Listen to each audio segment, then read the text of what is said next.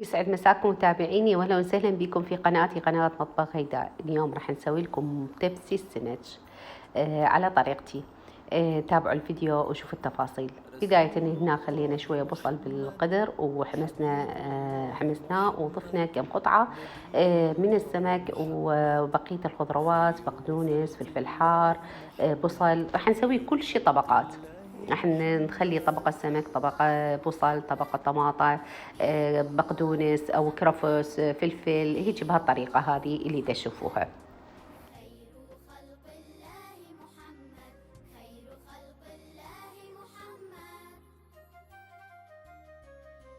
شع نور في المدينة واحتفى الكون وأنشد ذا ختام. أنا متابعيني أضيف بين كل طبقة أسويها من السمك والخضروات نوم بصرة مطحونة، فقط نوم بصرة مطحونة.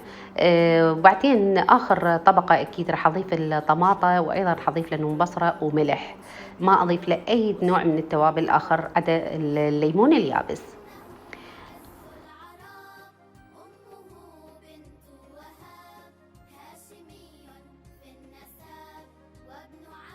كملنا الطبقات وضفنا المعجون والمي وخليناه للملح وراح نتركه لحد ما يسبج عندنا تبسي السمك. حبيب الله محمد نبي الله محمد خير خلق الله محمد وهذا طبقنا بالنهاية بعد ما سويناه تبسي السمك. ذوقوه جربوه، جدا لذيذ وطيب مع الرز بالشعرية. ألف صحة وهنا مع مطبخي مطبخ غيداء.